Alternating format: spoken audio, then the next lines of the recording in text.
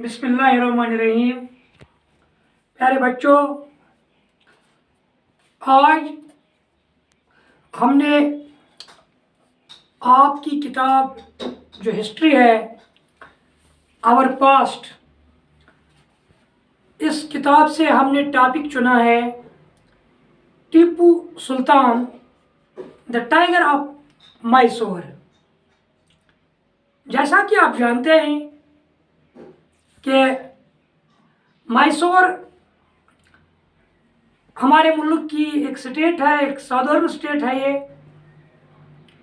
और जब हम ईस्ट इंडिया कंपनी की बात करते हैं तो ईस्ट इंडिया कंपनी को मैसूर में बहुत ही चैलेंजेस का सामना था। वो चैलेंजेस किसने ईस्ट इंडिया कंपनी के लिए खड़ा किए थे, वो चैलेंजेस किसने उनके लिए मुश्किलात का बायस बनाए, वो मैसूर के जाने पहचाने रूलर जो तारुफ के मोहताज नहीं हैं, वो हैं हैदर अली, वो है टीपू सुल्तान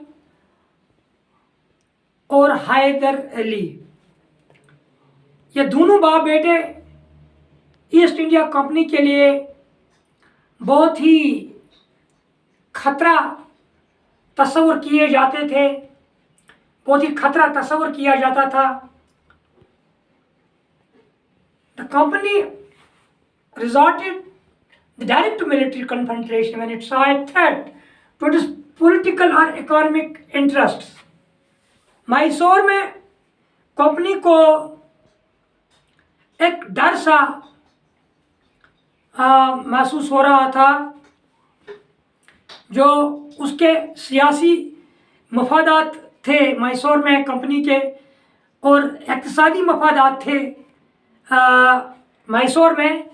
उनको लेकर कंपनी को एक नहायत ही शदीद, नहायत ही तलातुम खेज एक खौफ सा, एक खदशा सा महसूस हो रहा था ईस्ट इंडिया कंपनी को। तो इस चीज़ को लेकर ईस्ट इंडिया कंपनी ने डायरेक्ट कन्फ्रंटेशन की।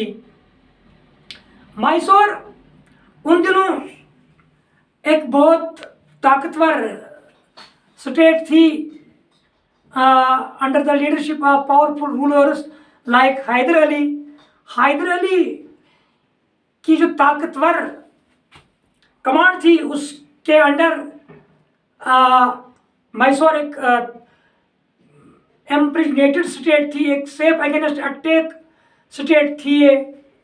और हैदर अली 1761 से लेकर 1782 तक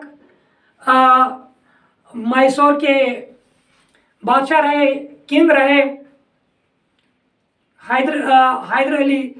और उसके बाद उसके मशहूर बेटे, जिसको हम टीपू सुल्तान के नाम से जानते हैं, और उनको एक नाम दिया गया है टाइगर ऑफ मैसूर। तो इसके पीछे भी एक कहानी है, एक दिलचस्प कहानी है, why he had given the name of tiger of Mysore. उस पर बाद में हम दूसरे क्लास में बात करेंगे। और टीपू सुल्तान ने 1782 से लेकर 1799 तक मैसूर पर हुकूमत की। तो इन्होंने, दोनों बाप बेटों ने ईस्ट इंडिया कंपनी के लिए बहुत बड़े थ्रेट्स, बहुत बड़े खदशात पैदा किए थे। और इस तरह इन खदशात को लेकर एक डायरेक्ट कन्फ्रंटेशन इन बाप बेटों के बीच अपने अपने टाइम पर ईस्ट इंडिया कंपनी को इनके साथ डायरेक्ट कन्फ्रंटेशन रही। और डायरेक्ट कन्फ्रंटेशन के बाद क्या हुआ वो हम आगे दूसरे क्लास में देखेंगे इंशाल्लाह। फिलहाल आज के क्लास में इतना ही काफ़ी है। खुदा हाफिज़।